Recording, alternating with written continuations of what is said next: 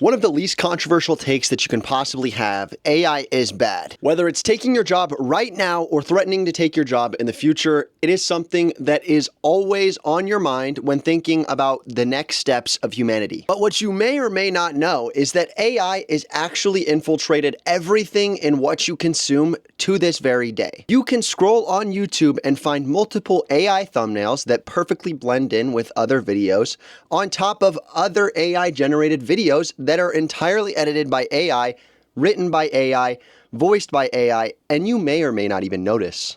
And I'm not just talking about tools that help you be creative and create new entertaining videos. I myself regularly use ChatGPT to focus thoughts or think of thumbnail concepts for future videos. In fact, on this video right here, I actually used an AI thumbnail with my own tweaks to test and see if anybody would even notice. Now, obviously, I'm a much smaller channel than most other channels, but you really didn't. And for a long time, I've used AI upscaling and things like that to make my videos better. But only in the past couple of months have I realized how dangerous AI can be for idea generation, and on top of that, how dangerous it can be for content creation as a whole. Whether you're using Mr. Beast's new AI generator that entirely copies other thumbnails and puts your face onto those thumbnails, or using something like CapCut's AI generated clipping and animation tools, you are using something that could take your job in the future. No need to start throwing on your tinfoil hat and start yelling at those freaking clankers. Honestly, the future of AI is really scary. AI can be hidden in a way that it never could be before. Little did you know, these glasses, unless you are an avid tech fan, are fully powered by AI. These are the Meta Ray-Bans that have a camera as well as an intelligent AI inside of them that could answer any question that I ask it in a flash. Ultimately, that form of AI is not that much different from something like Google, where you can look up the answers to whatever you want, write essays, give them to your college professor, and get an easy A. But the AI that I'm going to talk about today is the type of creative AI. The AI that can fully replace humans and replace people without people even noticing. I absolutely love the sport of MMA. And recently I was scrolling on my phone and accidentally clicked on an AI generated video. The video was 14 minutes long, and it took until the 6th minute for me to realize that it was AI. Part of that is because I had a peanut butter and honey sandwich in front of me and I was absolutely destroying it, finally enjoying some alone time away from my wife and baby. But another big part of that is that the content is actually good. It's edited in such a way that grabs your attention and constantly keeps something on screen for you to look at. Constant jump effects, constant buzzwords, constant graphics on the screen that make it almost indistinguishable.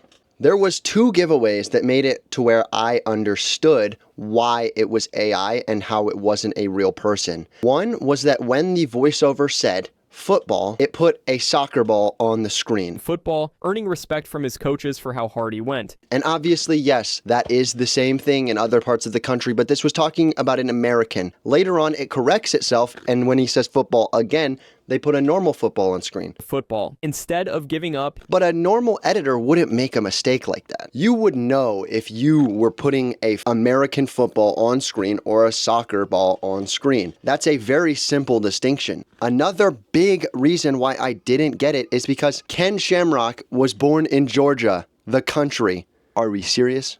You're telling me an MFer named Ken was born in the Middle East and Caucasus area? There's no shot. Besides the obvious conflict, it made me realize that that video had to have been AI. But the voiceover didn't sound like AI. It was extremely fluent, almost more fluent than I am today with my muttering, jumbling, stuttering. And the editing was honestly just under par with what you'd see on a big animation channel. Something that you'd expect to see out of a channel that has, 1 to 5,000 subscribers. Nothing special, but nothing terrible. It was something that was genuinely watchable. And as soon as we start calling AI content watchable, that's a big danger. Whenever AI can replace creativity with just a couple commands, you have now lost probably 4 jobs. And normally on the YouTube scale, it's not going to be that important. We don't need more slop tubers making the exact same stuff over and over and over again. How long is it going to take for this to seep into film and entertainment? Or has it already done it, with their boundaries being pushed further and further every single day? I genuinely wouldn't be surprised if this entire time we've been watching film for the past year, it has been generated by AI in some ways, whether that's CGI, clips, editing, etc. Film has more access to anything that I have. CapCut AI, I have ChatGPT. That's realistically not going to help me much more than anybody else with Google. I'm not just making this video to dunk on AI, say it's awful and that it's never going to have a use case, but I am saying that we really need to crack down on what is AI and what isn't AI on YouTube. And the people that are trying to use AI to further their own goals, you're absolute scum.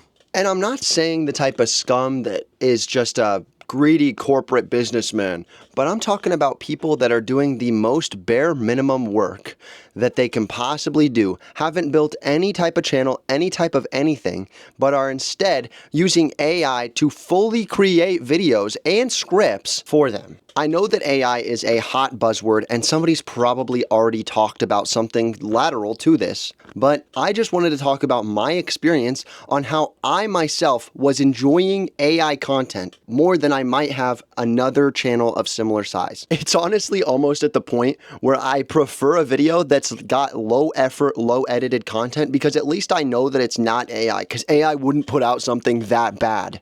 And there's a human element to it. They are stuttering. They are jumbling around in words. They are messing up here and there. They're correcting themselves here and there.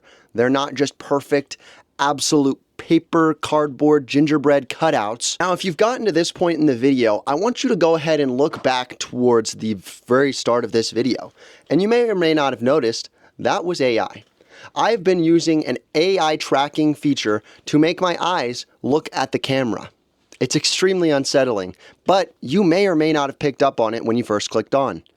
If you did, comment, but if not, that's how good AI has gotten. Anybody can access that via CapCut for free or $5 for the Pro version. AI has become accessible to too many people. I don't want to gatekeep AI. I think that AI is a great leveler for a lot of different industries, but to a certain degree, we need to make sure that we're clarifying what is and isn't AI. Because if I start watching something and I notice it's AI halfway through the video, I feel betrayed.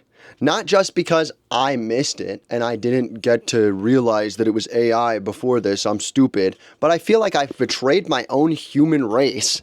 And on top of that, I have clicked on something that was low effort and I am paying their bills when in reality, the AI is doing all of the work for them. It's like if a machine cooks up your ramen instead of you making it yourself. You might enjoy that ramen a little bit less. My wife goes and makes me a sandwich, sorry to use the stereotype, and I come and eat it. It's always going to taste better than if I made it with my own two hands because that's my wife and I love her. If I go to a sandwich shop and they make me a sandwich, you don't get that interpersonal connection. You're not going to enjoy it as much as if someone else that you genuinely love made it for you. There's a reason why you tend to enjoy your mother's home cooking more than you do a restaurant. Don't get me wrong, there's restaurants that are obviously better than your mom at cooking. Maybe it's a nostalgic dish. Maybe it's just cooking and eating in your own home. AI is going to have a more prevalent impact on our society going forward, but it's up to us to point out AI, click away from AI, and make sure that people are clarifying that their content is AI. So let's band together against these dirty clanker bucket of bolts looking robot AIs, and let's figure out a way to incorporate AI in a way that is ethical and actually requires some type of effort. Today's verse of the day comes from Psalms 119, 114. You are my refuge and my shield. I have put my hope in your word. If you'd ever like to talk about Jesus or other nerdy stuff, click the link in the description to join my Discord or subscribe with notifications on. I will see you guys next time.